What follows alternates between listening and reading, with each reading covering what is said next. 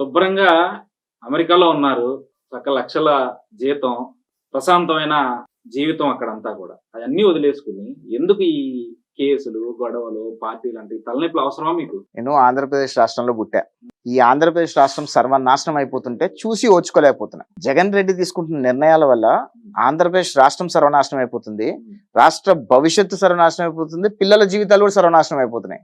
ఈరోజు ఆంధ్రప్రదేశ్ రాష్ట్రంలో పిల్లల భవిష్యత్తు ఏంటి, చదువుకున్న విద్యార్థుల భవిష్యత్తు ఏంటి, రాష్ట్ర పరిస్థితి ఏంటి, ఇవన్నీ చూసినప్పుడు కూడా మనలాంటి చదువుకున్న వాళ్ళు కూడా మాట్లాడకపోతే ఇక మన పుట్టుకకి ఒక అర్థం లేదనే ఒక విషయంతో రాష్ట్రంలో జరుగుతున్న అన్యాయాలు, అక్రమాలన్నీ కూడా ప్రజలకు వివరించే ప్రయత్నం చేస్తున్నాం. అవి తట్టుకోలేక జగన్మోహన్ రెడ్డి మా మీద కేసులు పెట్టి మమ్మల్ని వేధించి మా గొంతులు నొక్కే ప్రయత్నం చేస్తే ఈ గొంతులు ఎప్పటికీ ఆగు. ఖచ్చితంగా వాస్తవాలు ప్రజలు తీసుకెళ్లే ప్రయత్నం నిరంతరం చేస్తూనే ఉంటాం. అంటే మీరు చెప్పినందరూ బాగానే ఉంది. సరే, ఆంధ్రప్రదేశ్ లో అలాంటి పరిస్థితులు ఉన్నాయి కాబట్టి మీరు గొంతు విప్పారంటున్నారు. సో దాంట్లో కూడా ఒక లిమిట్ అనేది ఉంటుంది కదా. సో మీరు మాట్లాడే మాటలు ఎప్పుడు ఆ లిమిట్ క్రాస్ అయ్యారని అనిపించలేదు? మేము ఎక్కడా కూడా అన్పార్లమెంటరీ లాంగ్వేజ్ మాట్లాడలేదు. జగన్మోహన్ రెడ్డి గారి పార్టీలో ఉన్న ఎదవలు, సన్నాసులు, బూతులు మంత్రులు అందరూ కూడా మాట్లాడుతున్న భాష కంటే చాలా మంచి భాష మాట్లాడుతున్నాం మేము.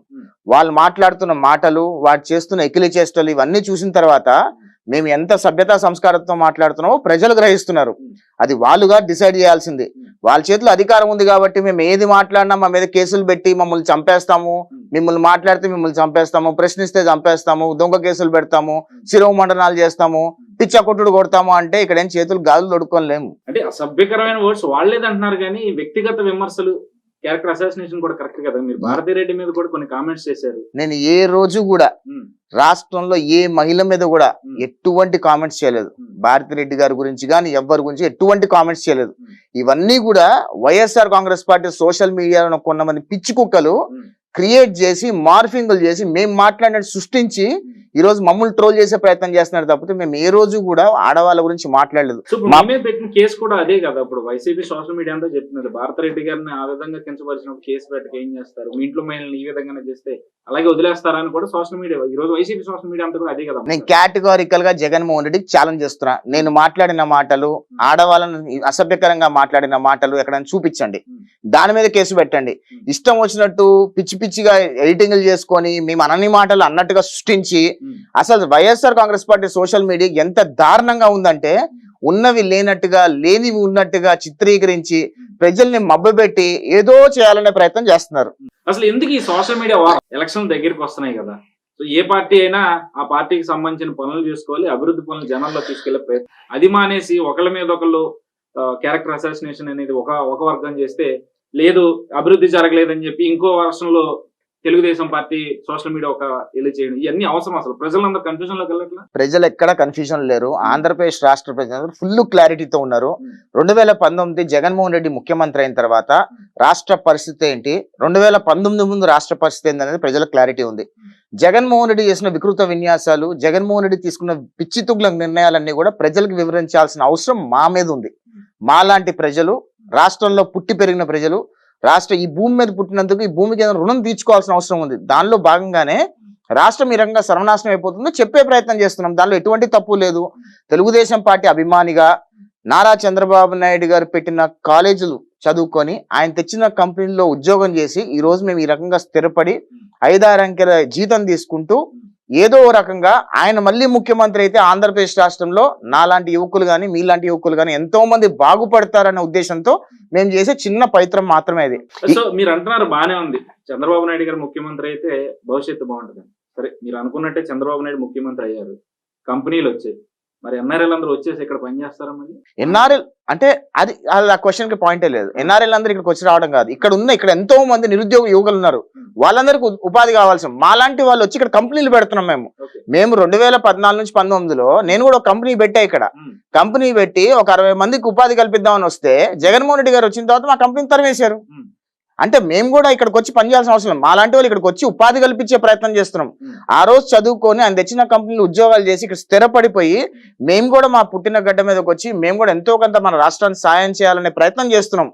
ఆ ప్రయత్నం ప్రతి ఒక్క ఎన్ఆర్ఐ చేస్తున్నాడు. ఎంతో మంది ఎన్ఆర్ఐలు స్థిరపడిన వాళ్ళు కానీ, అక్కడ మంచిగా కంపెనీలు పెట్టుకున్న వాళ్ళు కానీ, వాళ్ళందరూ ఆంధ్రప్రదేశ్ రాష్ట్రంలోకి వచ్చి ఇక్కడ కంపెనీలు పెట్టి ఇక్కడున్న నిరుద్యోగులు యువతకు ఉపాధి కల్పించే ప్రయత్నం చేస్తుంటే జగన్మోహన్ రెడ్డి గారు కంపెనీలు వద్దు, మా రాష్ట్రానికి మా రాష్ట్రంలో మేము అప్పు చేసి 30 రూపాయలు ఇస్తాము, 40 రూపాయలు ఇస్తాము.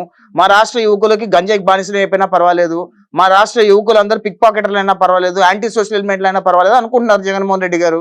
కానీ మేము అలా అనుకోవట్లేదు కదా. మా రాష్ట్రంలో చదువుకున్న వాళ్ళందరూ కూడా మంచి ఉద్యోగాలు చేసుకోవాలి, వాలంటీర్ ఉద్యోగాలు చేసుకోవాలి మేము అనుకోవట్లా. వైసీపీ వాళ్ళు ఏమనుకుంటున్నారు, మాకు మా యువకులందరూ వాలంటీర్ ఉద్యోగాలు చేసుకుని 5,000 రూపాయలు ఉద్యోగం చేసుకుని సరిపోద్ది అనుకుంటున్నారు. తెలుగుదేశం పార్టీ వాళ్ళు ఏమనుకుంటున్నారు, మాలాంటి వాళ్ళు రాష్ట్రంలో నిరుద్యోగ యువకులందరూ కలిసి మంచి ఉద్యోగం చేసుకొని 4-5 అంకెలు జీతం తీసుకొని వాళ్ళ కుటుంబాలు మంచిగా ఉండాలని మేము అనుకుంటున్నాం. అది మాకు వైఎస్ఆర్ కాంగ్రెస్ పార్టీ వాళ్ళకు ఉన్న తేడా అది. అంటే ఇక్కడ ఈ పాయింట్ ప్రకారం చదువుకున్న వాళ్ళు తెలుగుదేశంలో వైసీపీలో లేరా? అంటే వైఎస్ఆర్ కాంగ్రెస్ పార్టీలో ఎవరున్నారు ఈ రోజు? మా సెల్ఫ్ డబ్బా అనిపించట్లేదా? చంద్రబాబు నాయుడు కంపెనీలు తీసుకొచ్చారు, మేము అందులోనే పనిచేస్తున్నాం, ఆయన పెట్టిన బిక్స్ తోని ఈ రోజు మేము అందరం బతుకుతున్నాం అని మీరు చెప్తా ఉన్నారు. మరి వైసీపీలో కూడా ఇంజనీర్లు ఉన్నారు, డాక్టర్లు ఉన్నారు, వాళ్ళలో కూడా చదువుకున్న వ్యక్తులు ఉన్నారు. మరి వాళ్ళు ఎవరు ఎందుకని చెప్పట్లా? ఈ రోజు వైఎస్ఆర్ కాంగ్రెస్ పార్టీలో ఈ రోజు ఒక్క నాయకుడిని చూపించండి, బూతులు మాట్లాడిన నాయకుడిని చూపించండి. వైఎస్ఆర్ కాంగ్రెస్ పార్టీ ప్రభుత్వం వచ్చిన తర్వాత ఒక కంపెనీ చూపించండి. ఇవన్నీ మీలాంటి వాళ్ళు మాట్లాడుతూ ఉంటారు ఏంటంటే మేము సెల్ఫ్ డబ్బా కొట్టుకున్నాం అది ఇదనే. మేము సెల్ఫ్ డబ్బా కొట్టుకోవట్లా, వాస్తవాలతో చెప్తున్నాం. మేము జాకీ తీసుకొచ్చాం, లూలు తీసుకొచ్చాం, అశోక్ లీలాండ్ తీసుకొచ్చాము, అలా చెప్పుకుంటూ పోతే కొన్ని కొల్లల కంపెనీలు తీసుకొచ్చాము. మిమ్మల్ని అడుగుతున్నాం మేము, వైఎస్ జగన్మోహన్ రెడ్డి ముఖ్యమంత్రి అయిన తర్వాత ఎన్ని కంపెనీలు తీసుకొచ్చాడు, ఎంతమందికి ఉపాధి కల్పించాడు? వాళ్ళు తెస్తే వాళ్ళు చెప్పుకునే వాళ్ళు కదా, వాళ్ళు ఏం తేలేదు కాబట్టి వాళ్ళు చెప్పుకోలేకపోతున్నారు. మేము తెచ్చాము, మేము చెప్పుకుంటున్నాము, ఈ రోజు మేము చేసామని చెప్తున్నాము, దాని తప్పేముంది? మేము అబద్ధాలు చెప్పట్లేదు కదా, వాస్తవాలతో చూపిస్తున్నాం మేము ఈ రోజు. ఇంకోటి కూడా చెప్తాను నేను మీకు, 2019 ఎలక్షన్స్ అప్పుడు జగన్మోహన్ రెడ్డి ఏమన్నాడు, అమరావతిలో ఇటుకే లేదు అని అన్నాడు. ఆ రోజు నేను సవాల్ విసిరా జగన్మోహన్ రెడ్డికి. ఏమని సవాల్ విసిరా, మేము ఇక్కడ బిల్డింగ్లు కట్టాము, నువ్వు నేను కలిసి వెళ్ళి ఇద్దరం దూకుదాము, ఇద్దరు సస్తే దరిద్రం పోతుంది, ఎవరు చావపోతే నిజంగానే తెలుగుదేశం పార్టీ ఏం బిల్డింగ్లు కట్టలేదు అని అన్నాం కదా. మరి ఎందుకు జగన్మోహన్ సవాల్ స్వీకరించలేదు? ఇవన్నీ ఏంటంటే నీచమైన ప్రచారము, నీచమైన రాజకీయం చేస్తూ ఈ రోజు ఆంధ్రప్రదేశ్ రాష్ట్ర ప్రజలు మబ్బు పెట్టే ప్రయత్నం చేశాడు. ఇప్పుడు ప్రజలు తెలుసుకున్నారు ఏంటి అనేది. జగన్మోహన్ రెడ్డికి పరిపాలన అనేది అంటే అవగాహన లేదు, పరిపాలన ఎలా చేయాలో తెలియదు, రాష్ట్రాన్ని సంపద ఎలా సృష్టించాలో తెలియదు, రాష్ట్రాన్ని ఎలా అభివృద్ధి చేయాలో తెలియదు, రాష్ట్రంలో ఎలా ప్రాజెక్టులు పూర్తి చేయాలో తెలియదు, ఏమీ తెలియదు. ఇవన్నీ కూడా ఈ రోజు ఆంధ్రప్రదేశ్ రాష్ట్ర పరిస్థితి ఎంత దయనీయంగా మారిపోయిందంటే, రాష్ట్రంలో ఈ రోజు కనీసం జగన్మోహన్ రెడ్డి మొహం చూసి ఒక్క పెట్టుబడిదారులు వచ్చి పెట్టుబడి పెట్టాలని దౌర్భాగ్య పరిస్థితి ఆంధ్రప్రదేశ్ రాష్ట్రం దిగజారిపోయింది. ఇప్పుడు చెప్పండి, మేము సెల్ఫ్ డబ్బా కొట్టుకుంటున్నామా? మీరు మాట్లాడే అడిగే క్వశ్చన్ లో కూడా నీతి నిజాయితీ ఉండాలండి. బయట మాట్లాడుకునే చెప్పిన, ఎందుకంటే ఎంతవరకు చంద్రబాబు నాయుడుకి సపోర్ట్ గా ఉన్న వాళ్ళు మాత్రమే చంద్రబాబు నాయుడు వాళ్ళు ఈ రోజు మేము ఈ స్థాయిలో ఉన్నామని చెప్పుకుంటున్నారు తప్పితే మరి మిగిలిన వాళ్ళు ఎందుకని చెప్పుకోవట్లేదు? జగన్మోహన్ రెడ్డి గారు సపోర్ట్ గా ఉన్న వాళ్ళు జగన్మోహన్ రెడ్డి గారి వల్ల ఈ స్థాయిలో ఉన్నామని ఒకడని చెప్పుకుంటున్నాడా? చెప్పుకునే సాహసం చేస్తున్నారా? మేము ఎందుకు దమ్ముగా చెప్పుకుంటున్నాము, చంద్రబాబు నాయుడు గారి వల్ల ఈ రోజు మేము ఈ స్థాయిలో ఉన్నామంటే మేము ఎక్కడ పని చేస్తున్నామో ప్రపంచానికి తెలుసు, మేము ఏం చేస్తున్నామో ప్రపంచానికి తెలుసు, మా వల్ల రాష్ట్రానికి ఏం అభివృద్ధి జరిగింది, మేము ఏం చేయగలిగామో కూడా ఆంధ్రప్రదేశ్ రాష్ట్ర ప్రజలకు తెలుసు. అలా వైఎస్ఆర్ కాంగ్రెస్ పార్టీలో ఎంతమంది ఉన్నారు చదువుకున్న వాళ్ళు? ఈ రోజు రెడ్డి అనే ఒక ట్యాగ్ వేసుకున్న వాళ్ళు ఎంతో కొంతమంది ఆ సామాజిక వర్గం పేరు ఉంది కాబట్టి, ఆయన ముఖ్యమంత్రిగా ఉన్నారు కాబట్టి ముందుకొచ్చి పనిచేస్తున్నారు. ఆ రెడ్డి సామాజిక వర్గంలో కొంతమంది మాత్రం ఎవరైతే మంచి నిజమైన రెడ్లు ఉన్నారో వాళ్ళు ఎవరు దగ్గర లేరు, అందరు దొంగ రెడ్లు. వీళ్ళు మాత్రమే ఈ రోజు ట్యాగ్లు వేసుకున్న వాళ్ళే పనిచేస్తున్నారు.